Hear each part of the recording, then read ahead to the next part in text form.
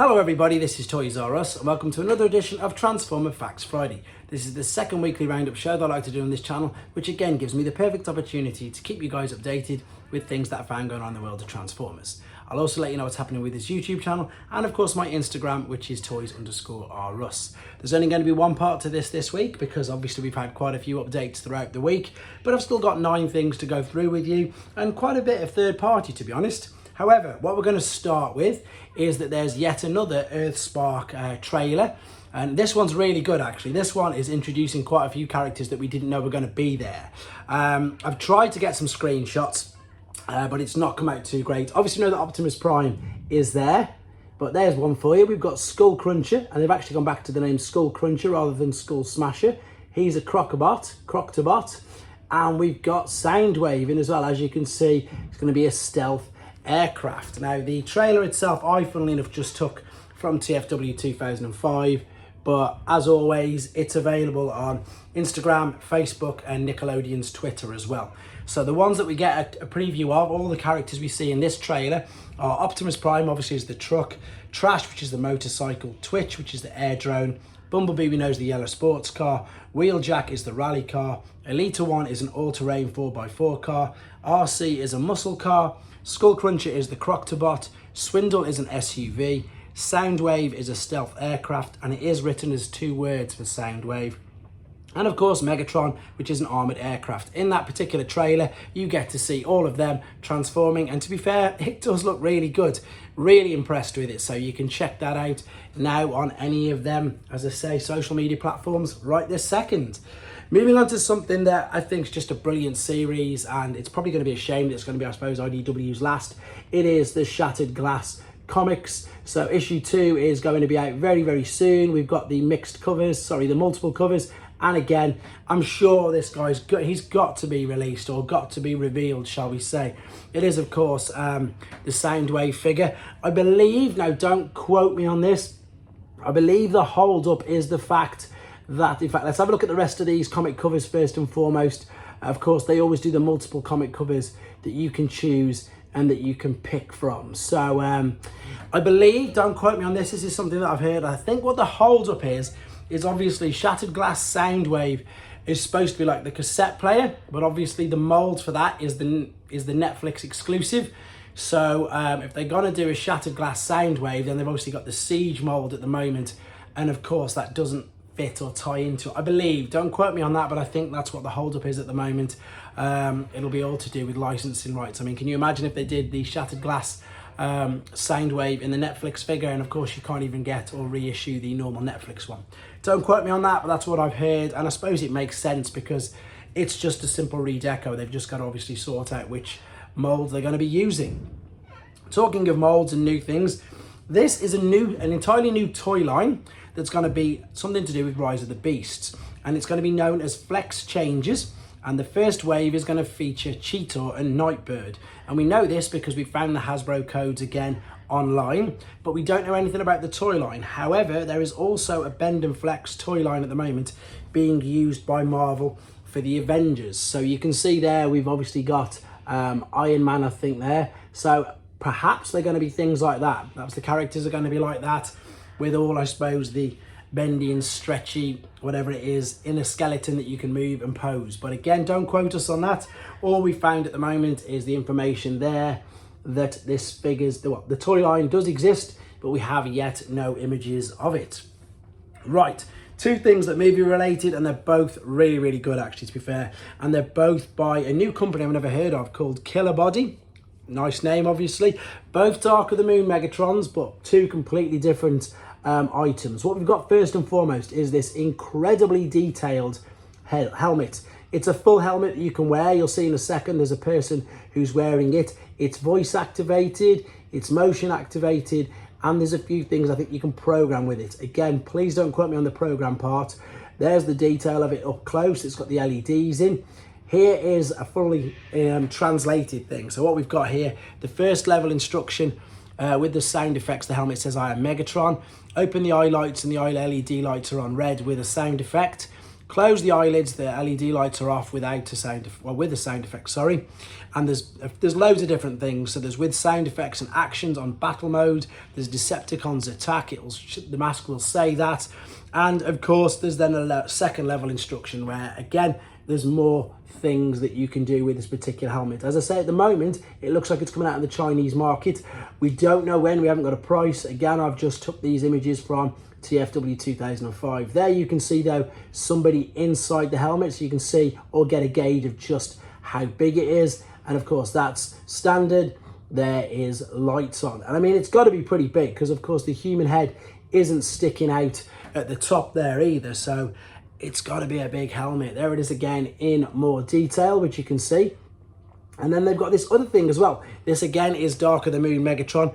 And they're calling this a high-end mini speaker. And to be fair, it's very, very detailed. And suppose perhaps it does look like that. It's a bit like a bobblehead, but obviously a lot more detailed because you've got the giant Megatron head with the body. It's going to be 166 millimeters tall. So that's just over 6 inches and 85 millimeters wide. As you can see, again, it's incredibly detailed. You've got the light up eyes. There it is in all its glory. It's even got the cape on it. It's got detailing on the front and on the back. Again, there's all information there that unfortunately no one's translated as of yet. There you can see them again, both on display. There's the detail I mentioned on the front and there's the detail on the back. But they both look great. And as soon as I find out more information on them, i.e. costs and when they're going to be released, I will of course let you know. Right, I've got 3 Fans Hobby things in a row now.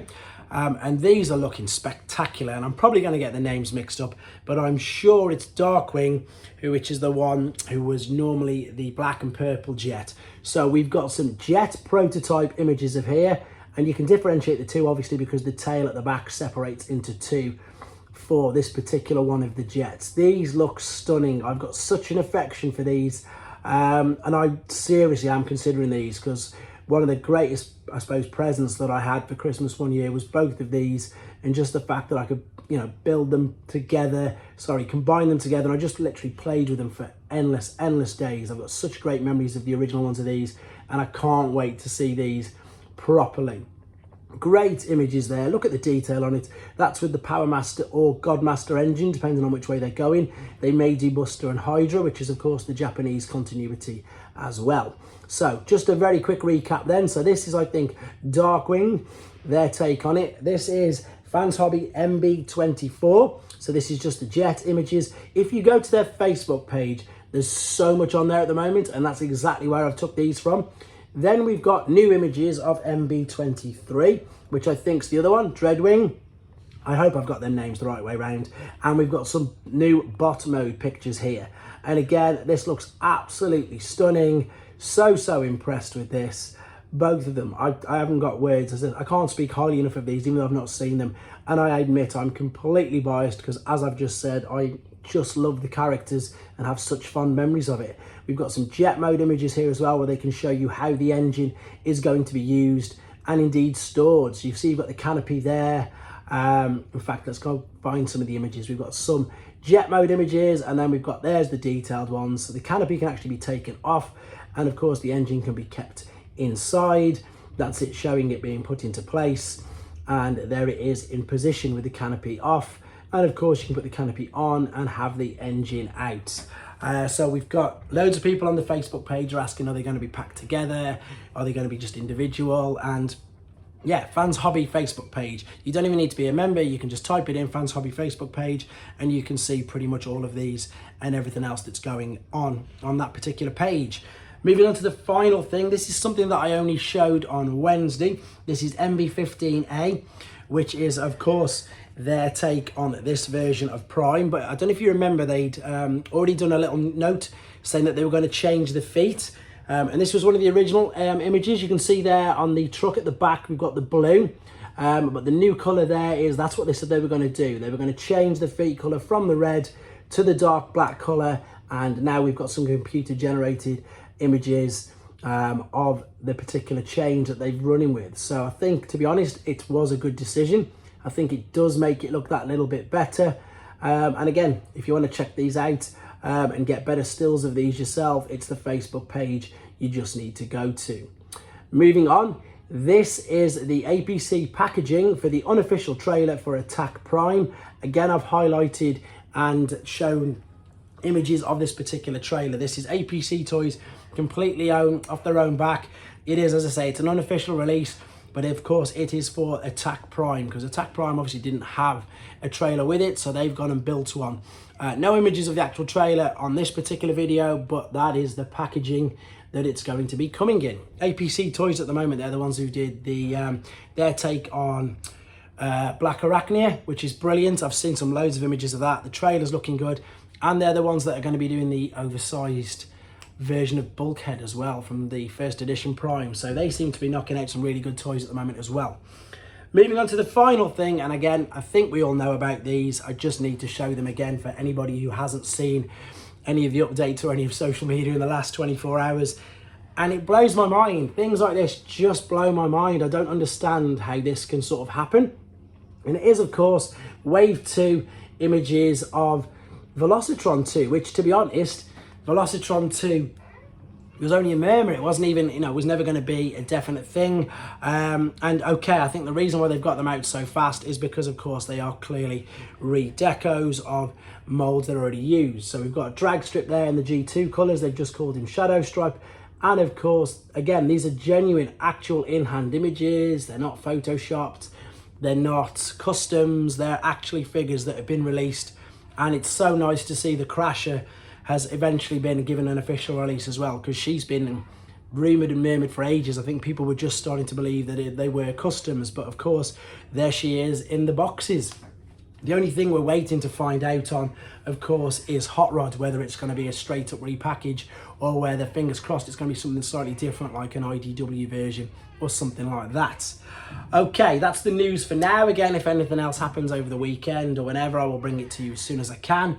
With regards to this channel, I've managed to do the Transformers Prime Cliff Jumper, funnily enough, video. That is done. That is going to go up later on. Masterpiece Shuki has arrived. I've had confirmation, so I'm going to get home and hopefully get the video for that done, depending on how long it takes, because it's a Masterpiece figure. That could take me a few hours. Fingers crossed I'll get that done over the weekend anyway. I'm also going to do videos. I've actually managed to put aside a few minutes to discuss with everybody what the membership on this channel does in fact involve. There's already 17 members and there's already loads of people watching this right now, and again, I thank you all ever so much.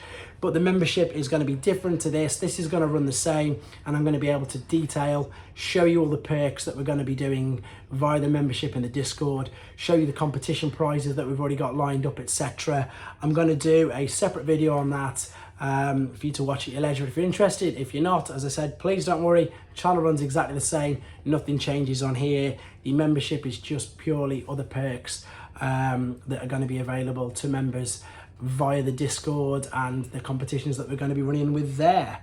Again, I'm still catching up with all the videos and the requests that I've been asked to do.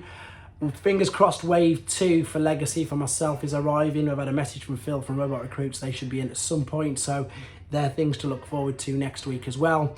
And I think the live's going to be next week as well. I just haven't got time this weekend, I've got to be honest with you guys. Otherwise, again, thank you ever so much for this opportunity to do something that I'm really enjoying doing. And yeah, of course, take care, and I'll speak to you all very soon.